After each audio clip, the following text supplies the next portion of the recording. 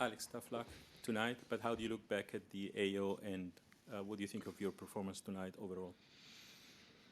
Yeah, look, obviously proud to have made another quarterfinals here. Back to back. It wasn't easy. Obviously, would have loved to have given more out there tonight. But yeah, a little bit disappointed overall with the performance. Hi, Alex. Congratulations on the run. You've improved so much since this time last year, and this tournament you were just taking apart really, really good players. And I'm wondering, how does it feel when those improvements don't really register on the scoreboard in a match like this? Yeah, well, it doesn't feel amazing, I'll tell you that. Yeah, you try, do the right things, you try, keep on improving, but when the results don't come, or the scoreline doesn't reflect those improvements, then of course you feel quite deflated, I would say. Mark? Alex, you've talked a lot about being more fearless in those big pressure moments. Do you feel like you took a step forward in that regard tonight? Like I think back to that 5-3 game in the first set, you had that backhand on break point and obviously got that. Like, are those the types of positives you need to take out of a result like this? Yeah, I mean, I've got to take something out of it, right? If not, and that's it. Of course. Look, in terms of mentality, I don't, or the way I committed to hitting the ball today. It's what I set out to do. I just can't really execute it, or didn't really execute it for the whole match. There was some good parts out there, but overall I'm playing out of my comfort zone and at times out of my skin. And of course, if for me to take that next step, I've got to be comfortable in playing that sort of way for the whole match, and that's what it takes to take it to the next level, especially against these types of guys. How do you get comfortable in that scenario? You just keep practicing, keep working at it, keep getting to the stage of committing and playing at that level more frequently, and then I mean some tweaks here and there that's going to allow me to increase ball speed, because at the moment the way my natural ground strokes are, they're quite flat, and it's quite difficult for me.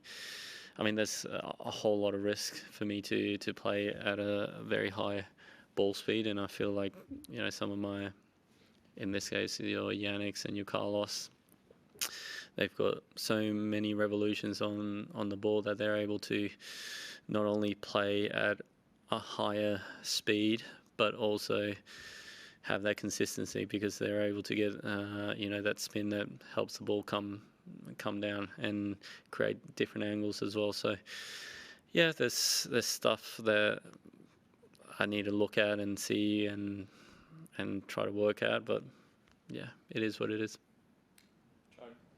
Alex, it sounds like you kind of have an idea of what you need to do to make that step. Do you still have the belief that you're going to be able to do that? I mean, you get back up, right? That's what it is. I mean, yeah, I can decide to look at it two different ways, right? I can look at it, the fact that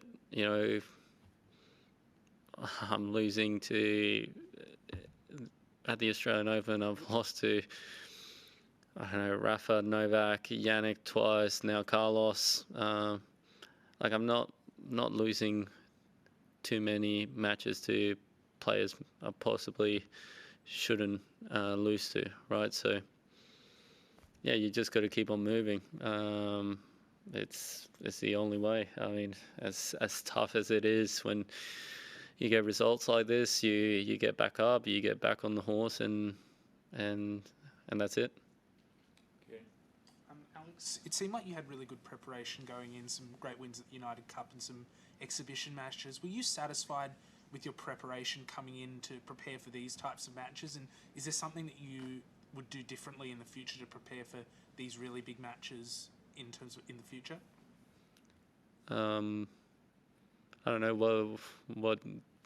What could I do differently? You tell me. No, I don't know. I was just asking. I mean, the schedule is what it is. I mean, I either play the first week of the year or I don't. So I don't know how kind of I could change my prep too much. It's either I don't play the first week of the year or I play it. I mean, I don't think today was lack of preparation. As I said, I've been playing at an incredibly high level. It's just you come up against someone like Carlos in the nighttime, and yeah, it's tough to find the right answers when you're playing against him. That's one thing. Alex, obviously you've played him several times before, but was his level maybe even a surprise to you tonight, just how high it was? Yeah, to be honest, when I played him in the exhibition just before the tournament, I thought his level was freakishly good, and tonight was pretty similar. I mean, he's, especially in those night conditions, he's so strong, right? And he's able to generate so much force, and his unforced errors just almost disappear, right? And in the past, when the conditions have been, a little bit quicker and skiddier, I've been able to have some reward with some of my flat ground strokes, especially into the backhand wing. But today, there wasn't really a whole lot of reward. Maybe the first set, there were chances, right? There was plenty of love 30s and stuff like that on his serve. But apart from that, after the first set and when it got a little bit heavier, it was pretty tough for me to really hurt him at all, right? And that's the biggest thing. The rallies start, I'm probably hitting the ball bigger than I've hit, previously in these types of matches, but I'm still not able to kind of hit through him. And then he's obviously got the ability to generate on command, and if you leave one ball short, then the point's over. So he's definitely playing at a very high level. I'll be very intrigued to see how the rest of the tournament plays out, but I do think he's playing at a very high level. Ultimately, number one in the world for a reason. Thank you. Thank you.